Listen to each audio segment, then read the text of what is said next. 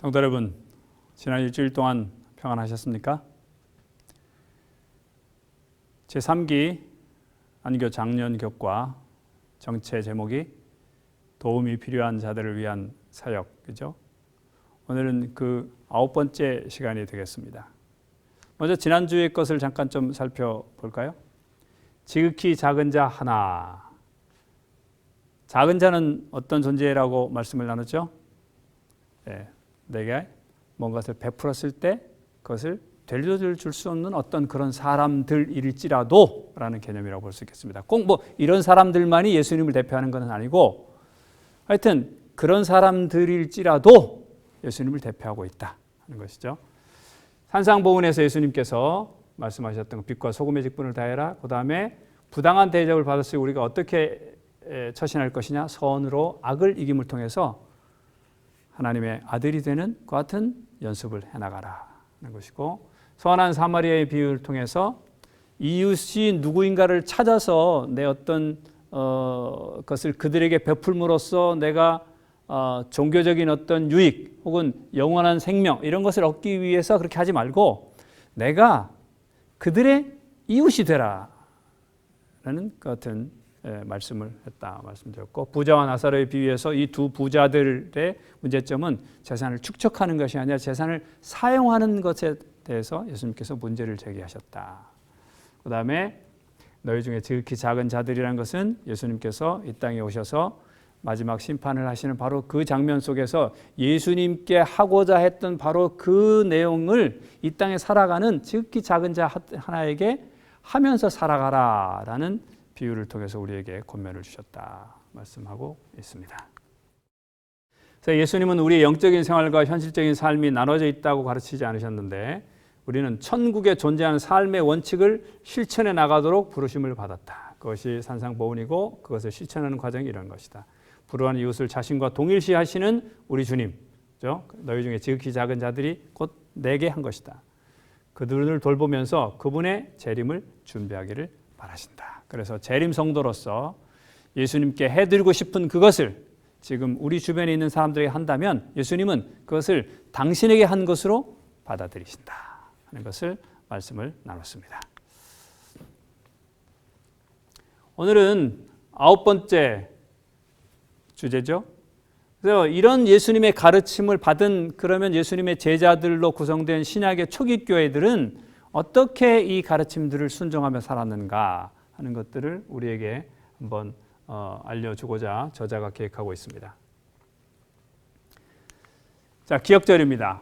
하나님 아버지 앞에서 정결하고 더러움이 없는 경건은 어떤 것이냐? 곧 고아와 과부를 그 환난 중에 돌보고 또 자기를 지켜 세속에 물들지 아니하는 그것이다. 진정한 경건이란 무엇인가? 야고보서에 나와 있는 말씀이죠. 고아와 과부를 그 환난 중에 돌보고 또 자기를 지켜 세속에 물들지 아니하는 그것, 이 두 가지다. 이렇게 말씀하고 있습니다.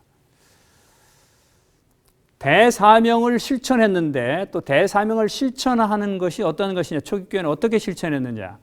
대사명 속에 명령한 모든 것을 가르쳐 지키게 하라 이렇게 했는데 그 명령한 모든 것 속에 무엇이 포함되어 있느냐? 공공한 자들, 상처받는 자들, 스스로 돌볼 수 없는 자들을 보살피라는 명령이 거기에 포함되어 있습니다.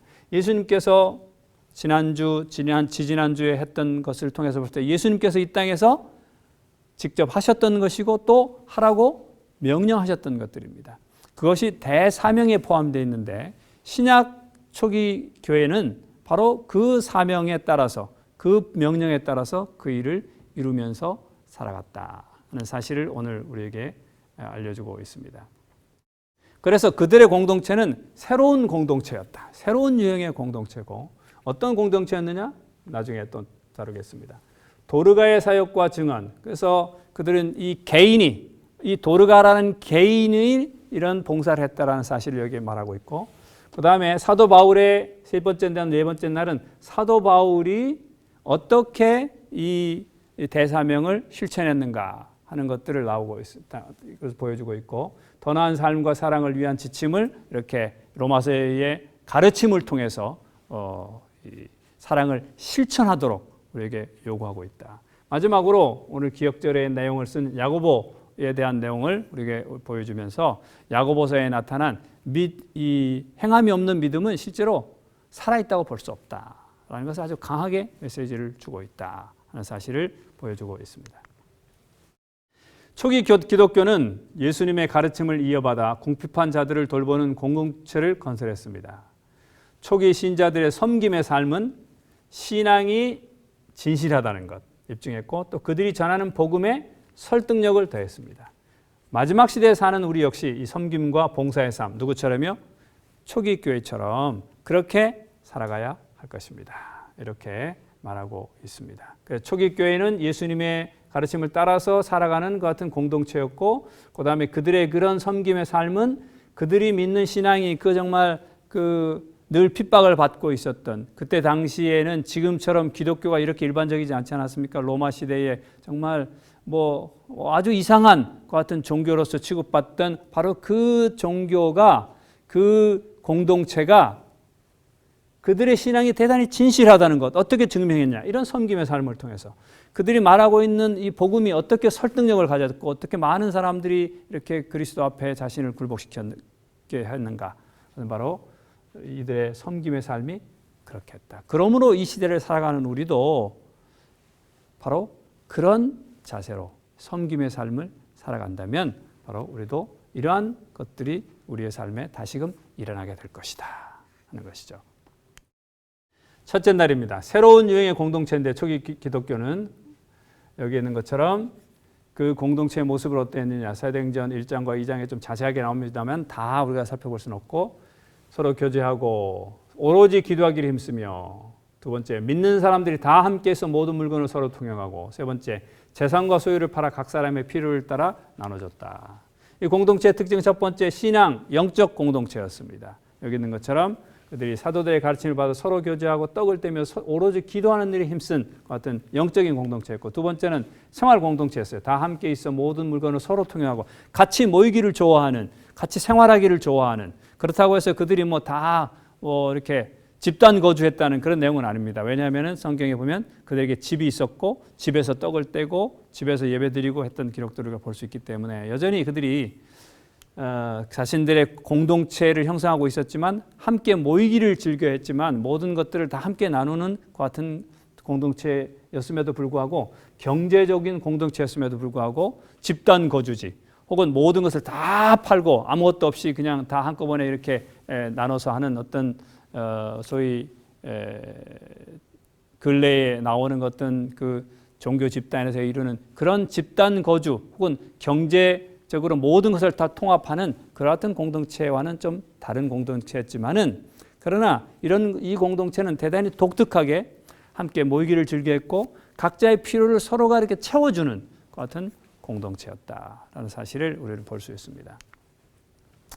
자, 그리스도 안에서 하나 된 공동체였죠. 신앙적인 필요뿐만 아니라 경제적인 빈곤자에게도 적극적으로 대처했던 공동체가 바로 이 공동체였습니다. 그래서 그들은 말로만 말씀을 증거하는 것 같은 이 공동체가 아니라 그들의 삶을 통해서 특별히 빈곤한 자들이 그들의 삶을 잘 영위할 수 있도록 도와주는 실제적인 도움을 주는 그런 공동체였다. 그래서 초기 교회가 더 힘있게 그들의 복음이 전파되었다라는 사실을 볼 수 있습니다. 자, 그러면 우리는 사도행전을 읽으면서 자주 이런 생각을 가져봅니다. 우리는 저렇게 못할까? 초기 교회의 공동체 모형을 현대 재림교회에 적용할 수 있을까요? 할 수 있다면 우리가 어디까지 혹은 어떻게 좀 할 수 있을까요? 우리가 초기 교회 계속 말을 많이 하고 우리가 초기 교회를 돌아가자. 그다음에 초기 교회를 늘 모델 삼아서 어떤 얘기들을 하고 있는데 바로 이런 그 신앙 공동체 여기 있는 것처럼 새로운 공동체죠. 여기 있죠. 새로운 유행의 공동체인데 우리 재림교회 공동체가 초기 교회 공동체처럼 우리가 될 수 있을까요? 될 수 있다면 어떻게 할 수 있을까요? 혹은 완전하게 그것까지 되지 않는다면 어디까지 혹은 어떻게 그렇게 갈 수 있을지를 같이 한번 좀 심각하게 논의를 한번 해보면 좋겠습니다. 초대교회 한 개인이 이런 예수 그리스도의 가르침을 이렇게 잘 실천했다라는 사실을 보여주는 기록이 도르가의 기록에서 특별히 나오고 있죠. 다비다 혹은 도르가라 하는 사람인데 선행과 구제하는 일이 심히 많더라. 그래서 모든 과부가 베드로의 곁에서 울며 도르가가 그들과 함께 있을 때 지은 속옷과 겉옷을 다 내보였다. 그러나 뭐 이렇게 바느질에 특별한 재능을 가지고 있었던 것 같습니다. 그래서 옷 만드는데 굉장히 특별한 재능이 있었고 그 은사를 통해서 많은 그 어려운 분들, 특별히 여기에 보면 이 과부들, 어려운 분들에게 자신의 재능을 통해서 도움을 줬던 것 같습니다. 그런 그가 이제 어떤 이유에서든 간에 어쨌든 그가 이렇게 숨을 거두게 되자 가까이 있던 베드로에게 도움을 요청한 사실을 보게 됩니다. 사도행전 131쪽에 있는 말씀이 참 우리에게 의미 있게 다가옵니다. 솜씨 있는 그의 손가락은 그의 혀보다 더욱 활동적이었다. 교과책 131쪽, 131쪽이 또 같네요, 우연히. 말로 전하는 복음은 머리에 남지만 모본으로 전하는 복음은 가슴에 남습니다. 참 좋은 말씀이죠. 그의 솜씨 있는 손가락은 그의 혀보다 더욱 활동적이었고 그렇게 해서 이렇게 혀로 전하는 그 말로 전하는 그와 같은 복음은 머리에 좀 남아 있지만은 그래서 좀 지나면 또 다른 것에 의해서 없어지지만 그러나 모본으로 그래서 손가락으로 전하는 이 복음은 가슴을 뜨겁게 울린다. 그래서 그가 이렇게 이 다비다 혹은 도르가가 이렇게 어려움을 당했을 때 여기 있는 것처럼 모든 과부가 가슴에 남아 있었기 때문에 모든 과부가 곁에서 도르가를 위해서 이렇게 도움을 요청했던 사실을 우리는 볼 수 있습니다. 우리도 한번 해보면 좋겠다 생각이 듭니다. 반원들끼리 서로에게 다른 사람을 도울 수 있는 재능과 은사가 무엇이있는지 서로 좀 알려주시면 좋을 것 같아요. 예를 들어 송창호가 예를 있으면 한 5분이 우리 반이다. 그러면 송창호에게 도대체 다른 사람들에게 도움을 줄 수 있는 재능이 무엇이 있는지 자기 자신은 잘 이야기 못할 수도 있고 자기 자신은 잘 모를 수도 있지 않습니까? 그래서 다른 사람에게 도움을 줄 수 있는 재능이 송창호에게는 어떤 재능들이 있는지를 좀 알려주면 좋겠어요. 이 도르가라는 사람은 어떤 재능이 있었습니까? 바느질을 잘하는, 옷을 잘 만드는 그런 재능이 있었어요. 그래서 그 재능을 잘 살려서 사람들에게 도와준 것입니다. 어떤 사람은 청소 잘하는 재능이 있을 수 있고 어떤 사람은 말을 잘하는 재능이 있을 수도 있고 어떤 사람은 잘 가르치는 또 재능이 있을 수도 있고 어떤 사람은 운전을 잘하는 재능이 있지 않습니까? 어쨌든 그것들이 다른 사람들에게 도움이 되도록 하나님께서 우리에게 그것을 주셨는데 그런 재능들이 무엇이 있는지를 그 사람에게 좀 알려주시면 좋을 것 같아요. 그렇게 해서 그분이 그런 재능을 통해서 교회에 혹은 이웃에게 봉사할 수 있도록 서로 격려해주고 가능하시다면 끝난 다음에 그런 재능을 잘 활용할 수 있도록 그를 위해서 기도해주고 두 분씩 짝을 지어서 그런 재능으로 하나님의 나라가 이 땅에 건설되는 데 도움이 되도록 격려해 주시는 기도를 해 주신다면 더 좋지 않을까 하는 그런 제안을 드립니다. 어쨌든 여기 있는 것처럼 말로 전하는 복음은 머리에 남지만 모본으로 전하는 복음은 가슴에 남는다는 사실을 이 도르가의 사건을 통해서 매우 분명하게 초기 교회가 우리에게 모본을 보여주고 있다는 것입니다. 셋째 날, 넷째 날은 사도 바울의 그 같은 이 가르침과 사도 바울의 이 나누는 것을 우리에게 알려주고 있는데 고린도후서 8장에 보면 이제 너희의 넉넉한 것으로 그들의 부족한 것을 보충하면 후에 그들의 넉넉한 것으로 너희의 부족한 것을 보충하여 균등하게 하려 함이라. 기록된 것 같이 많이 거둔 자도 남지 아니하였고 적게 거둔 자도 모자라지 아니하였다. 사도 바울은 이 교회 내에서 같은 교회 내에서 어려운 사람들을 돕는 것은 그것은 당연한 것이고 특별히 사도 바울이 생각했던 것은 사도 바울은 이 다니면서 여러 교회들을 자기가 개척을 했기 때문에 그 교회에 대한 관심들이 한 교회뿐만 아니라 여러 교회에 다 관심이 있었어요. 그래서 손가락 중에 깨물어서 안 아픈 손가락이 없다고 어떤 교회가 좀 어려움을 당하면 그 교회를 다른 좀 넉넉한 교회들이 좀 도와주기를 이렇게 기대했습니다. 그래서 그런 내용들을 편지에 많이 이렇게 썼고 그런 것들을 하도록 좀 어떤 교회에 격려해서 도와줄 수 있도록 이렇게 매칭시켜주는 어떤 그런 역할도 했고 심지어는 자신이 직접 그런 자금을 가지고 갔던 것들도 우리가 보지 않습니까? 그러니까 사도 바울은 개교회 내에서 어려운 사람들을 도와주는 방식뿐만 아니라 거교회적으로 어떤 특정 교회가 좀 어려움을 당하면 좀 넉넉한 교회가 경제적으로 이렇게 좀 도와주고, 또 반대로 어떤 시간에 또 이 교회가 그렇게 어려움을 당하면 또 다른 교회들이 또 힘을 합쳐서 이 교회를 도와주는 그런 방식으로, 여기 있는 것처럼 나누는 방식으로 서로를 좀 이렇게 서로가 좀 베풀면 좋겠다. 그래서 전 교회가 서로가 서로를 돕는 그런 방식으로 골고루 성장했으면 좋겠다 하는 그런 제안들을 하고 있습니다. 그래서 세계적인 공동체를 이루기를 원하는 것이죠. 우리 교회도 역시 그런 시스템의 하나를 도입하고 있다고 생각합니다. 그것이 뭐 우리 안실학교 헌금, 특별히 우리 안실학교 때 보면 선교지 소식들을 우리가 많이 하지 않습니까? 그래서 그 선교지 소식을 할 때마다 이 교회를 돕자. 또 이 나라에서 이런 사업을 하니까 우리가 전 세계적으로 좀 도움을 주자 하는 그런 내용들이 거기에 포함이 많이 되어 있는데, 뭐 이것은 사도 바울이 가지고 있었던 그런 개념을 현대적으로 도입한 것이 아닌가 생각합니다. 어쨌든 사도 바울은 조금 더 개교회에 어려움을 있는 사람들뿐만 아니라 교회적으로 어려움이 있는 그 같은 교회들을 다른 교회들이 좀 돕는 그런 방식으로서 이렇게 교회가 골고루 성장하기를 원했는데, 그것을 위해서 어떻게 좀 준비를 하기를 원했느냐? 고린도전서 16장 1절과 2절에는 성도를 위하는 연보에 관해서는 다른 사람들을 돕는 것이죠. 구제헌금입니다. 그리고 또 다른 교회를 돕는 것이죠. 관해서는 매주 첫날에 너희 각 사람이 수입에 따라 모아두어서 내가 갈 때 연보를 하지 않게 하라. 뭐 이 성경절을 가지고서 매주 첫날에 이렇게 했으니까 많은 또 개신교회에서는 매주 첫날에 예배를 드린 것이다. 뭐 이런 것을 또 중요한 성경절을 꼽습니다만, 우리는 뭐 그렇게 보지 않고 수입이 있으면 안식일이 지난 다음에 지난 한 주의 수입을 잘 계산해서 그 수입에 따라서 이렇게 따로 헌금을 이렇게 띄워놔서, 그래서 매주마다 이렇게 준비를 해놔서 나중에 사도 바울이 그 교회에 드릴 때 그때 가서 이렇게 헌금 호소하면 뭐 헌금 쫙 하고 이렇게 하지 말고 준비된 것을 그냥 이렇게 드리도록 그렇게 했으면 좋겠다라고 제안을 하고 있는 것입니다. 이렇게 사도 바울은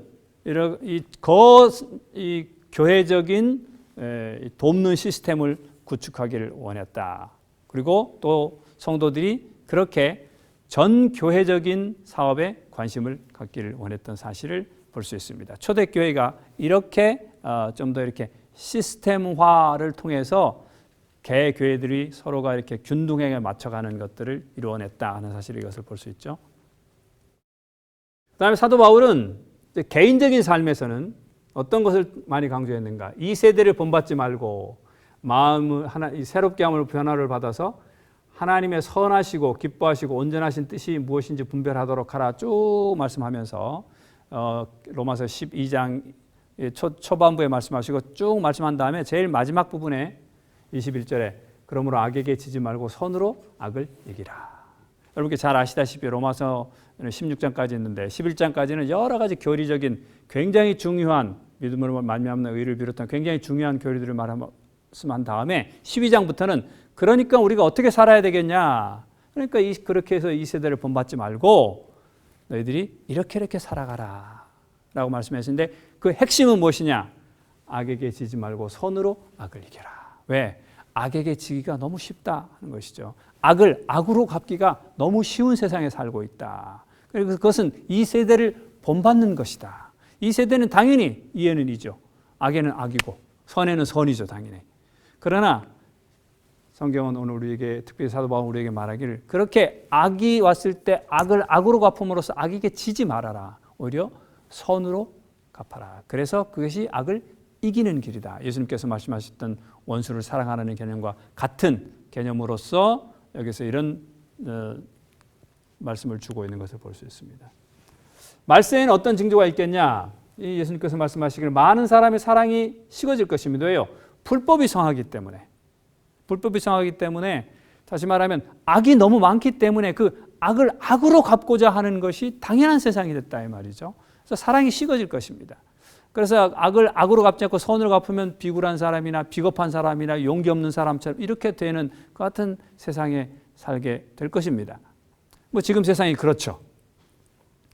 그러나 성경은 우리에게 말하기를 그러나 끝까지 견디는 자는 구원을 얻을 것입니다. 이런 세상에서라도 끝까지 하나님의 사랑을 실천하는 바로 그런 사람들. 바로 그런 사람들이 뭐냐? 하나님의 남은 백성이 되자. 마지막 남은 자손의 특징이 무엇입니까? 하나님의 계명을 지키며 예수의 증거를 가진 자들인데 그 하나님의 계명이 무엇입니까?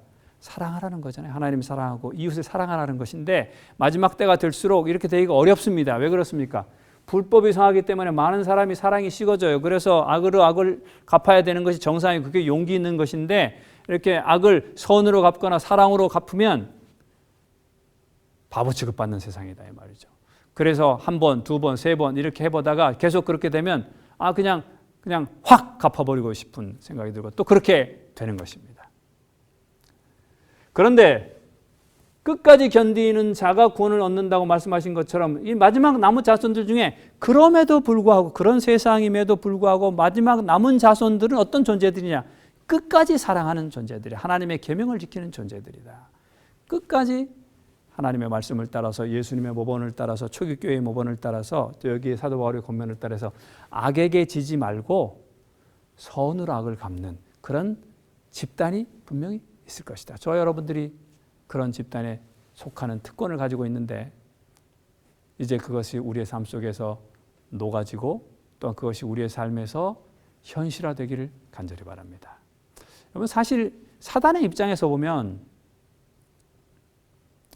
우리가 순교당하는 것은 사단이 별로 좋아하는 거 아닙니다. 우리가 하나님의 말씀대로 살아가다가 이렇게 죽는 거, 이거는 사단이 승리한 게 아니죠. 사단이 우리에게 자꾸 악으로 이렇게 하고 왼뺨을 때리고 그다음에 또 속옷을 가지려고 하고 억지로 오리를 가려고 하고 좀 아주 불공정한 일들이 이렇게 생기고 이런 일들을 자꾸 생기게 만든다면 그 목적은 하나입니다. 그것을 우리가 똑같이 되받아치기를 기대하는 것이죠. 그래서 한 대가 들어오면 나도 그냥 한 대를 되받아치기를 사탄은 원하고 있는 것입니다. 그래서 성경은 우리에게 말하기를 원수 갚지 말라. 왜냐? 그것은 사탄이 원하는 것이에요. 우리로 하여금 그렇게 함으로써 하나님의 성품에 신의 성품에 참여하지 못하도록 하는 것이죠. 그래서 그렇게 하지 않는 것이 무엇이냐? 오히려 자극은 그렇게 들어오더라도 내가 다르게 반응하는 것이 바로 하나님의 성품에 참여하게 되는 대단히 중요한 일이고 또 그것이 사람들은 그것이 비겁하게 보이고 아주 굴욕적인 것처럼 보일지라도 뭐처럼요? 십자가처럼. 십자가는 얼마나 굴욕적입니까? 얼마나 비겁해 보입니까? 얼마나 못나 보입니까? 메시아라는 사람이 와가지고 어찌게 말해 세상을 구원해야지 그냥 힘없이 이렇게 십자가에서 말이죠 이렇게 죽는 모습이 제자들에게도 얼마나 실망이고 그를 따랐던 많은 사람이 얼마나 실망이고 얼마나 굴욕적입니까? 그런데 그것이 세상을 이기는 방법이다. 마찬가지로 여기도 그런 것처럼 더 나은 삶과 사랑을 위한 지침은 어떤 것이냐? 이 세대를 본받지 말아라. 특별히 이 마지막 세대를 불법이 성하는 시대, 사랑이 점점 식어가는 시대에 그러므로 하나님의 남은 자손들인 저와 여러분들이 정말 이 말씀을 마음속에 깊이 새기시고 내가 악에게 지지 말아야지. 악에게 지고 있는 것이 무엇이 있을까요? 여러분 한번 개인적으로 한번 생각을 좀 해보시면 나는 어떤 것이 지금 내 삶 속에서 나는 악에게 지고 있나? 그래서 사단을 즐겁게 해주고 있나? 사단이 그렇지, 아우 잘했어 라고 말하는 그런 것이 어떤 것이 있는지 악이 나에게 들어왔을 때 그 악을 되받아침으로써 이렇게 하나님의 성품에서 또 한 발자국 멀어가는 아버지와 닮아지는 것 좀 멀어가져가는 그렇던 것들이 어떤 것이 있는지 한번 좀 냉정하게 우리 좀 살펴보시면서 우리에게 성령의 역사하심을 통해서 그런 것을 이길 수 있는 힘을 달라고 기도하시고서 여기 있는 것처럼 그것에 이기기 위해서 어떻게 하면 좋을까요? 한번 좀 고민해 보시고 혹시 또 그런 것을 나누실 수 있으시면 서로 좀 나눠서 나는 이런 면에서 정말 참 다른 것은 내가 잘 참고 다른 것은 잘 이렇게 심지어 원수를 사랑까지도 하면서 내가 그것을 하는데 이것은 정말 견디기 어려워. 그래서 그런 어떤 것들이 있는지 서로 이렇게 말씀을 나눌 수 있다면 나눠주시면 그것을 위해서 서로 기도해 주시면 아마 그 소그룹은 훨씬 더 아주 이렇게 끈끈하고 정말 알찬 조직이 되지 않을까. 예, 우리 한번 생각하고 기대해 봅니다. 그런 소그룹 한번 좀 만들어 주시면 좋겠어요. 다섯째 날입니다. 이제 야고보서와 야고보에 대해서 말씀을 나누고 있는데, 신약에서 가장 강력하게, 특별히 이번 주제에 대해서 강력하게 말씀하고 있는 내용이죠. 자, 야고보에 대한 내용은 여러 가지 것들이 있습니다만은 우리는 이렇게 생각합니다. 첫 번째, 여기에 나오는 그 야고보는 예수님의 형제이고, 또 예루살렘 총회에서 의장을 했었고, 그 다음에 야고보서의 저자라고 이렇게 생각하고 있습니다. 그래서 야고보는 원래 예수님의 형제였기 때문에 예수님을 곁에서 볼 수 있는 것 같은 아주 큰 특권을 가진 사람이었지만, 예수님을 곁에서 본 사람들이 대부분 다 예수님을 다 멀리하고 그를 예수님의 말씀처럼 선지자가 고행해서 이렇게 존경을 받지 못하는 것처럼 예수님의 가정에서 배척됐었는데 그 중에 한 사람이었습니다. 이런 관점에서 보면 그는 예수님의 아마 형이었겠죠. 그래서 이렇게 예수님을 배척했었지만은, 그러나 야고보에게 나타나셨던 사도행전의 기록이 있지 않습니까? 부활하신 예수님을 만나고 그가 그리스도를 구주로 받아들이고, 그가 아주 신약교회에 아주 중요한 직책을 이렇게 수행하는데, 예루살렘 총회에서 중요한 역할을 하게 되고, 그 다음에 또 야고보서의 저자로서 야고보서의 아주 주옥 같은 내용들을 우리가 소개하고 있습니다. 야고보서는 신약 성경의 잠언이라는 별칭이 붙을 만큼 아주 실제적인 생활 속에서 이렇게 살아야 된다라는 것을 아주 구체적으로 얘기하고 있는 대단히 좋은 것 같은 책입니다만, 종교개혁자 마틴 루터, 믿음으로 말미암는 의를 강조했던 그 루터에게는 아주 이렇게 좋지 않았던, 마음에 들지 않았던 것 같은 성경이죠. 신자들이 따야 할 실천적인 경건과 삶에 대해 초점을 맞춥니다. 그래서 행위는 곧 무엇이냐? 믿음의 표현이다 라는 것 같은 관점으로서 이렇게 얘기하고 있습니다. 그래서 사회적 약자에 대한 차별을 굉장히 많이 경고하고 있죠. 그래서 행위를 굉장히 많이 강조하고 있고, 믿음 자체는 행위로 표현되지 않으면 그것은 믿음이 아니다, 이런 것을 굉장히 많이 강조하고 있기 때문에, 오직 의인은 믿음으로 말미암아 살리라 라는 같은 개념을 이 천주교의 행위 중심적 이 시대에 이렇게 믿음의 중요성을 가지고서, 믿음의 유일성을 가지고서 종교개혁을 일으켰던 이 루터에게는 그것을 잘 받아들이기가 어려웠던 것이 사실이었습니다. 그러면 후에 그가 이것을 받아들이고 이렇게 했던 사실을 볼 수 있습니다만, 굉장히 중요하게 받아들였던 사실을 볼 수 있습니다만, 어쨌든 여기에 나오는 것 중에 하나가 뭐냐? 사회적 약자에 대한 차별에 대해서 특별히 경고하고 있습니다. 그래서 부한 자들에게 특별히 말하면서 임금을 체불하는 문제, 또 어려움을 주는 문제들에 대해서 강하게 질책하고 그렇게 하지 말도록 호소하고 있는 분을 볼 수 있죠. 여기 나오십니다. 너희 중에 누구든지 그에게 이르기를 평안히 가라, 덥게 하라, 배부르게 하라 하며 그 몸에 쓸 것을 주지 않으면 무슨 유익이 있으리요? 이와 같이 행함이 없는 믿음은 그 자체가 뭐예요? 죽은 것이다. 믿음이 말로만 돼 있고 그렇게 내가 기도해 줄게, 내가 이렇게 배부르게 되도록 내가 기도해 줄게, 이렇게만 한다면 그게 무슨 유익이 있냐 이 말이죠. 그 말에게. 물론 기도해 주는 것 자체가 잘못된 건 아닙니다만, 그럴 바에는 어떻게 해주는 게 더 좋겠다는 거예요. 그냥 내가 기도하면서 그에게 밥을 한 그릇 주는 게 실제로 네가 믿음이 있다는 표현이다. 그렇지 않고 말로만 그렇게 하고 그렇게 하지 않는다면 그 믿음은 실제 믿음이 아니라, 내가 기도하면 하나님께 들어주실 거야 라고 네가 아무리 믿어도 그것은 믿음이 아니다. 왜냐? 그는 죽은 것이다. 이렇게 말하고 있습니다. 그래서 실제로 삶 속에서 선을 행하라는 말씀을 굉장히 많이 강조하고 있는 것이죠. 자, 이제 결론을 지으면서, 이기심 없는 너그러움은 초기교회에 기쁨이 넘치게 하였습니다. 왜냐하면 이 이기심 없는 너그러움을 통해서 그들의 노력이 흑암 중에 있는 사람들에게 복음의 기별을 전하도록 돕고 있다는 사실을 신자들이 알았습니다. 자신들의 너그러움이 이게 복음을 전파하는구나, 그래서 기뻐했고, 두 번째는 그들의 자비심은 그들이 하나님의 은혜를 헛되이 받지 아니했다는 사실을 또한 증명하고 있는 것입니다.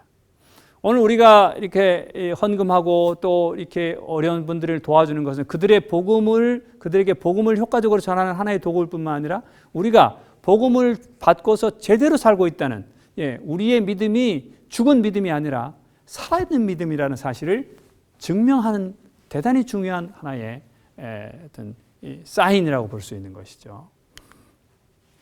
초기 교회는 구약 성경과 예수님의 가르침에 기초하여 교회 안팎의 궁핍한 자들을 돌보는 새로운 유형의 공동체였습니다. 초기 교회의 지도자들은 그들의 모범과 교훈을 서신에 기록하여 신자들에게 공공한 사람들을 돕는 믿음과 섬김의 삶을 살라고 당부했습니다. 그렇습니다. 초기 교회는 예수님의 가르침을 그냥 이렇게 이론적으로만 아는 것 같은 사람들이 아니라 그것을 예수님처럼 실천하며 살았던 같은 사람들임을 우리에게 보여줍니다. 오늘부터 시작되는 또 새로운 한 주간 예수 그리스도의 말씀이 우리의 삶에 녹아들어서 그 말씀이 우리의 삶에서 표현되는, 그래서 초기 교회가 이루었던 이런 공동체를 우리가 좀 비슷하게라도 이루어갈 수 있는 우리의 교회, 우리 개인이 되었으면 얼마나 좋을까 하는 기대 또 기도를 해봅니다. 이제 다음 주에는 지금까지 신약에 나오는 것 같은 이 사회적 약자들에 대한 내용들을 살펴봤습니다. 이제 지금 다음 주부터는 이제 실제적으로 우리 재림 교인들이 또 성도들이 어떻게 이것을 실천하면서 살아갈 것인가에 대한 좀 더 구체적인 내용들을 좀 살펴보도록 그렇게 하겠습니다. 여러분 한 주간도 승리하시고 다음 주에 또 뵙겠습니다. 감사합니다.